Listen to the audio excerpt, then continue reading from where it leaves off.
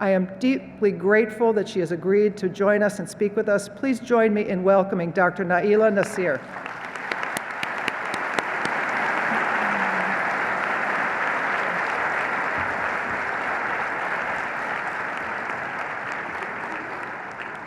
Good afternoon. Good afternoon. I mean, we are in a hockey arena. I'm going to need some energy from you all this afternoon. I am incredibly honored to be sharing this very special moment with you all, the graduates who have worked so incredibly hard to be sitting here, and the parents, family members, friends, spouses who have sacrificed in all kinds of ways. I've always loved graduations.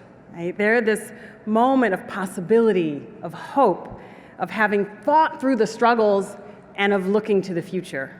So for the time I have with you this afternoon, I thought I'd share some thoughts about our job as scholars of education and as educators, and on what I believe the world needs from us as a field at this critical juncture. And I want to make clear that I stand in front of you speaking from my own positionality this afternoon, as a Black woman of a certain age, as the parent of 4 children, as the daughter of a landscaper and a legal secretary, as a scholar of race and education, and as the former vice chancellor of equity and inclusion, where I witnessed how race and class and disability status and immigration status and sexual identity mattered for the experiences students were having at my university, for the extent to which they felt at home there, and for the extent to which they were served well educationally. And as the current foundation president who sees it as my calling to help make the world better, more whole, more humane, more kind through the funding of research that improves education. And so it won't be a surprise to you, especially given Kathy's great intro, that I'm going to focus much of my comments on what I think is one of the most pressing challenges of education today, and that is educational inequality. I kind of want to apologize in advance for that. It's not the most lighthearted topic, but I will use this as an example of when you have a calling, you share in that calling, even when it's a tiny bit uncomfortable. What we know is that in every aspect of education, access to well-trained teachers, high-quality curriculum, adequately resourced buildings, graduation rates, access to technology, and standardized test scores, there are vast differences by race and social class. Gloria Ladson-Billings has referred to this as the education debt, to signal the debt our country owes marginalized groups around the educational opportunities that were denied to them. But before I get any more deeply into the direct conversation about education, I want to open with a couple of personal stories, both of which illustrate a principle I think we can apply to thinking about educational inequality and the importance of not just understanding current inequalities, but contextualizing them within an historical perspective. So the first story is about my family. Sometime around November 2016, I was upset about some recent national events, unable to face the world, when I found the perfect distraction, Ancestry.com. I don't know if you all have used this, but it is amazing. I've always been interested in family history, but had never taken the time to sit and actually do a family tree. So given that I had all this time on my hands and a reality to avoid, I started in. And those of you who use this site know that the way that it works is you put in the information names, birth dates, birthplaces, and it starts to kind of populate itself, and it pops up suggestions, and you can see birth certificates and census records and death certificates and immigration paperwork. And so 2 days and very little showering or sleeping later, there I was, staring at my family tree on both sides as far back as I could go. Now, I'm biracial, so I was able to trace the Black side of my family back to the first generation born out of slavery, right? You can't go back further than that because there aren't birth certificates. And I was able to trace the white side of my family clear back to the Mayflower. And so that was a really long setup to tell you this one thing. So when I stepped back and looked at the occupations of my relatives over all of these generations, it had never been so clear to me the costs of segregation and systematic racism in this country. For generations on the black side of my family, there were laundresses and housekeepers and nannies and carpenters and farmhands and general laborers. Well, on the white side, you see kind of the full range of professions, right? Reverends and rabbis and artists and doctors and chemists and lawyers and business people, and certainly some farmhands and secretaries and laborers there too, but not for generations and not systematically. And I thought about those black ancestors of mine, no less brilliant of mind and spirit than me, right? I was able to get a PhD, write books, lead this amazing foundation, who took all of that brilliance and potential and went to substandard segregated schools and washed other people's laundry for generations. The second story builds on the first. It's not about family trees, it is about whiskey. Yeah, now you're with me. So last summer, I got a frantic call from a very dear friend, an avid whiskey drinker, who had read a recent story in the New York Times about Jack Daniel's whiskey. And the story had put him in a bind. The Jack Daniel's company was renovating its visitor center, right?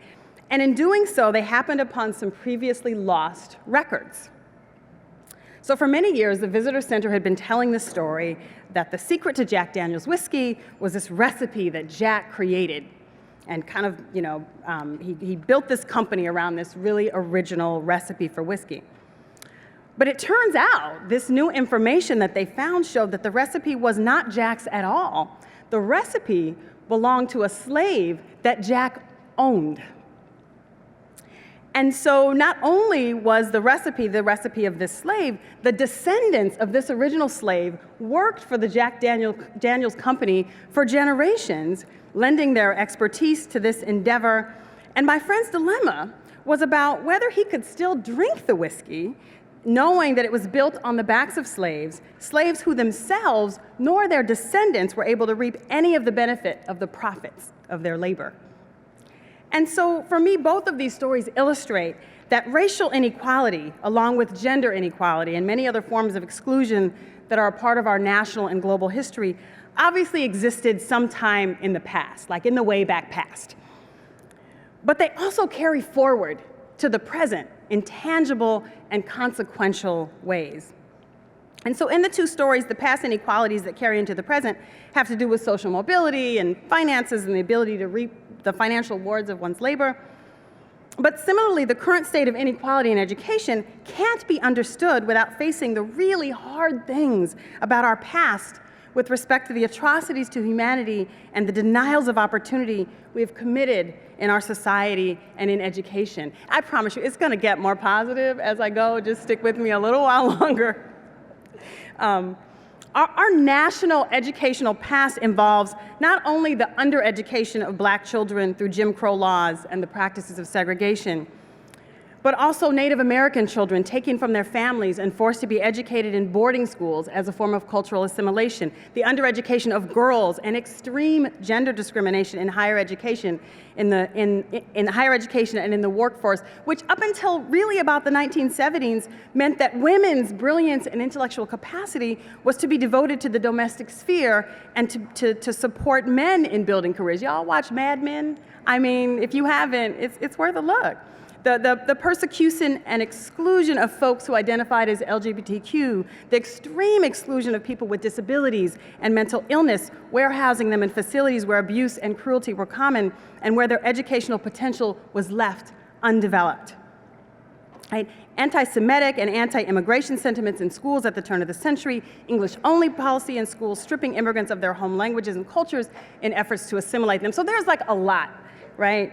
And that past, that complicated past carries forward into our present to maintain an unequal playing field, unearned advantage, undeserved disadvantage, and intergenerational trauma for both the marginalized and the privileged, because it takes a lot to hold on to privilege. So what does any of this have to do with education, and why are we having such a depressing conversation at graduation? Education in this country is a complicated thing, and our current education system is facing many challenges that we need to attend to and remedy, rooted in these long-standing patterns of exploitation, underdevelopment, and inequality. And if we are to achieve the goal of providing high-quality education to all children and young people, then our task is not to run from the challenges, not to run from the truth, not to run from the depressing parts, but to unearth them and take them up courageously. And so I want to talk about 3 current challenges in education today. I'll do so pretty quickly, with an eye towards what we need to do to be prepared as we go out into the world to improve education as educators and as scholars. The first challenge is divestment in education as a public good. So this kind of has hit me recently as I listen to the discourse about education. So as a society, both with respect to our investments and with respect to the way we talk about education, the very nature of how we think and talk about public education has shifted. At its best, a system of public schooling is not just about educating children. It's about creating a well-educated, thoughtful, critically engaged populace, right? Philosophers of education write about public schooling as a key element of our democracy, because it is through the pedagogies, practices, and curricula in school that young people learn how to be citizens. They prepare to be engaged voters, parents, and lawmakers, and to participate in the democratic process. However, over the last decade, or perhaps even longer, the idea of public schools, the frame we use to understand schooling, has been shifting.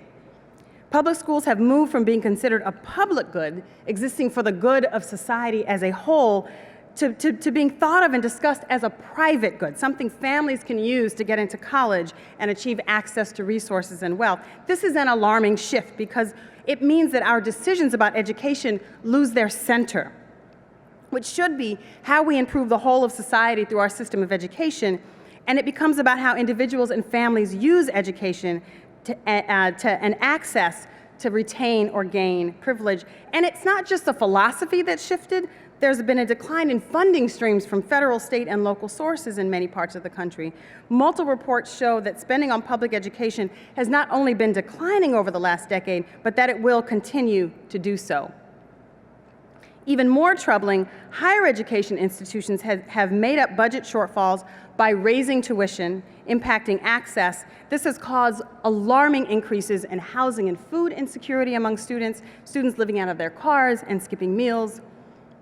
And so it occurs to me that we, as education scholars and as educators, don't have a clear vision for what a transformative system of public education looks like, one that would support us as a society to create the kind of world where we give birth to new structures that truly serve and foster the development of human potential for all people. My point here is that we cannot create anything that we cannot envision. And so when I think about the scholarship and the work that is needed in education, a new vision rooted in a space of possibility is really essential. The second challenge I want to discuss is the resegregation of schools. Gary Orfield has written extensively about resegregation patterns in schools. The short of it is that we all know that formal desegregation in this country happened after the landmark Brown versus Board of Education decision in 1954, right? However, less known is that in about 1990, the progress made after Brown started to be reversed. And some have argued that schools in this country are more segregated now than they were when the Brown decision was handed down. Most agree that the level of inequality in our schools will be detrimental for the future of this nation. It is perhaps worthwhile to note that school segregation is made possible by extreme residential segregation in this country, which was created by policies and practices around housing. I think there's a silver lining there, because if segregation was created by laws and policies, it can be uncreated by laws and policies as well. It is not a given. The third challenge I want to talk about is reductive measures of learning. And the gist of it is this. Since the introduction of No Child Left Behind in the early 1990s, we have been in an era of attempts to measure learning to hold schools and teachers accountable. Great intentions here. George Bush, who apparently was a graduation speaker here a few years back, said that one of the goals of No Child Left Behind was to root out, quote, the soft bigotry of low expectations. And indeed, core to NCLB policies was to compare learning outcomes across subgroups to ensure everyone had equal opportunity. Unfortunately, it was a little like that story about the guy who's looking for his keys under the lamppost, not because that's where he lost them, but because that's where the light is shining, right? We ended up measuring learning not in terms of what we thought was most important to measure, but rather what we could measure easily and economically with standardized tests. The problem here is twofold. First, the measures themselves didn't tell us very much about whether or not schools were providing the rich learning opportunities for learners, whether they were teaching critical thinking skills and higher order problem solving skills. They reduced learning to facts and formulas, and then went so far as to pay teachers based on student test scores, or to sanction whole schools based on the scores of their students. This had many perverse effects that are well documented. Teachers changing practices, teaching to the test, whole schools working to game the system, and the poor performing students being pushed out or being told to stay home on test day. And what we need to figure out is how to measure, reward, and grow the kinds of learning we know intuitively and by research is what all kids should have access to. Learning that sets their curiosity on fire. Learning that engages the kind of critical thinking and problem solving we need future generations to have to solve the major crises of our society, homelessness and global warming. So for me, the work of education, of improving public systems of education, is inherently about creating the kind of society we want to have. One which aligns with our values of supporting the full potential of young people, of providing opportunity, regardless of the resources of the family or community you happen to be born into. The work is to disrupt these past inequalities, because otherwise our work in education becomes about giving more resources to those who have already been historically privileged, right? And this runs counter to the entire project of public education and against the very core of our democracy. And so, graduates, after you walk across the stage this afternoon, and after you celebrate with your loved ones, which may or may not involve Jack Daniel's whiskey, I encourage you to use the full power of your education and your brilliance to build something that matters to education. We learn in our field to critique, right? And critique is really important, but I also challenge you to build something that affirms humanity, that disrupts long-standing inequalities, that develops people, that heals, that creates educational opportunity that is richer, steeped in the richness and beauty of what learning should be. That is our responsibility as the educated and as the open-hearted and as those stewarding the future of our nation. Thank you.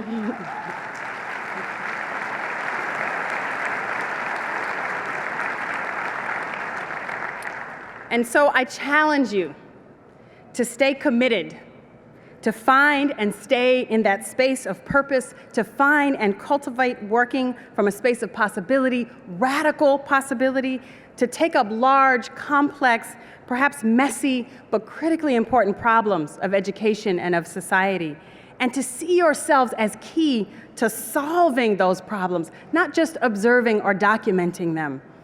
I challenge you to look at inequalities squarely in the face, to acknowledge their long-standing historical antecedents rooted in hate and dehumanization, and to commit to doing your part to creating structures and opportunities and educational spaces of love that disrupt inequality and create new possibility.